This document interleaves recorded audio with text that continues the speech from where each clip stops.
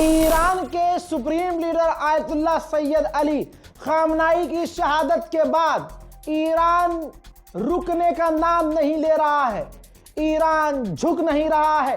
Donald Trump की तमाम उम्मीदें खराब हो गई हैं। भले ही अपनी जीत का ऐलान अमेरिका और इजराइल कर रहे हैं, लेकिन आपको बता दूं कि 12 घंटे 18 घंटे हो चुके हैं। ईरान पूरे अरब पर हमलावर है, ईरान इजराइल पर हमलावर है। सुबह सुबह का अपडेट आपको दूं, सिर्फ इजराइल नहीं, यूएई, बहरीन, कतर को भी एक साथ निशाना बनाया है ईरान ने। हजरात, कतर में डायरेक्ट हिट हुई है मिसाइल, मैं आपको दिखाऊंगा। कतर में अमेरिकी बेस पर डायरेक्ट हिट हुई है, उसे अमेरिका और कतर रोक नहीं पाए। देखिए,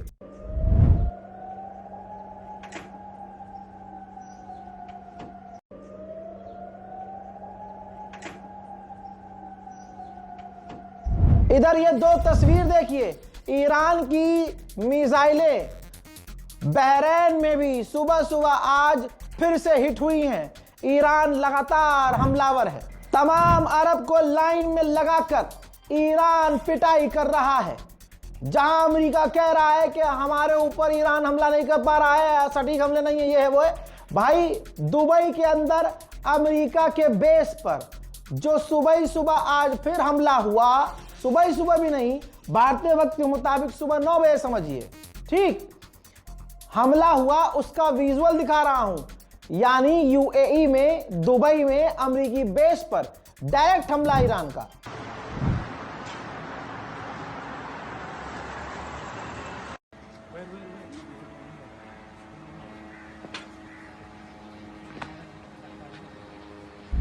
कुवैत पर ईरान लगातार ड्रोन भी दाग रहा है। कुवैत ने बड़ी मुश्किल से एक ईरान के कैमिकाज़े ड्रोन को मार गिराया है। वो भाई साहब मर गया क्या भाई? वो भाई अबे यार। मेरे दोस्तों, ईरान के हमले अगर आप देख रहे हैं तो बिल्कुल सटीक हैं, निशाने पर है, ना इधर ना उधर। दोस्तों, देर रात को, गुजरी बीती रात को ईरान ने इजराइल पर हमला किया, वो भी किस बिल्डिंग पर? तस्वीर दोनों आपके सामने, इजराइल के जनरल स्टाफ की बिल्डिंग पर। कहां पर? इजराइल में, तेल अवीव में जनरल स्टाफ, इजराइल की फौज का जनरल स्टाफ का जो हेडक्वार्टर था, उसको ईरान ने डायरेक्ट हिट किया है। तस्वीर आपके सामने है। आइए अब उधर तस्वीर देखिए दुबई की। दुबई का जबल अली पोर्ट ईरान के ड्रोन हमलों के बाद धुआं धुआं नजर आ रहा है। रुक रुक कर पूरे इजराइल में सायरन बज रहे हैं। ईरान एक साथ दर्जनों मिसाइलें दाग रहा है और ईरान की मिसाइलों को रोकने के लिए लगातार कोशिश कर रहा है।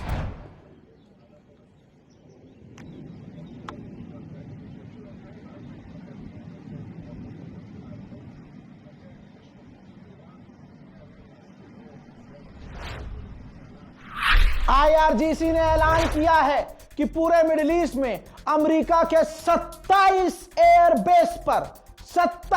एयरबेस पर अमेरिका के हमने हमला किया है और इजराइल के बेसिस पर अलग से किया है। आईआरजीसी ने आधिकारिक बयान दिया है। मेरे दोस्तों, अल जजीरा ने लिखा है, ये रहा आर्टिकल। अल जजीरा ने कहा कि ईरान के सुप्रीम लीडर शहीद, ईरान के सुप्रीम लीडर ने जो स्ट्रक्चर बनाया था, जो निजाम बनाया था, वो अभी भी चल रहा है उनके जाने के बाद भी। आओ अब मैं तुम्हारे पसंदीदा मोहम्मद बिन सलमान की और जानकारी दूं। मोहम्मद बिन सलमान पब्लिक डोमेन में कह रहा था कि डिप्लोमेसी से बात करो, टेबल पर बैठ के बातचीत करो और मामले को निपटाओ।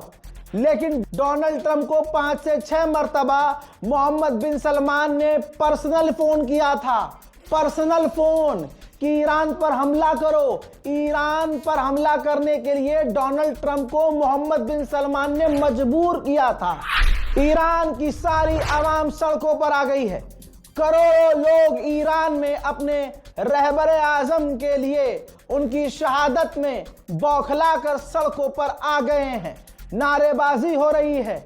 ईरान के सुप्रीम लीडर के खून का बदला लेने की बात हो रही है। ईरान की गवर्नमेंट के सपोर्ट में प्रदर्शन हो रहे हैं।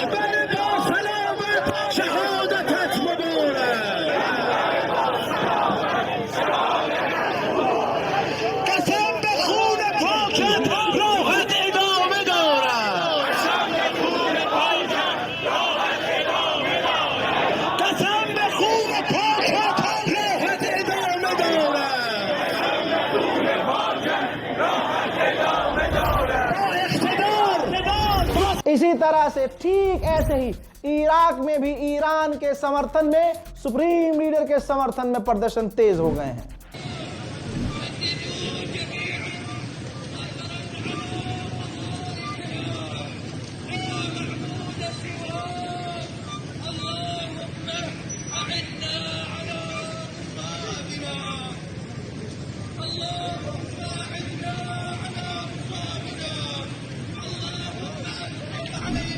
हजरात, अब आपको मैं खुशखबरी देता हूं।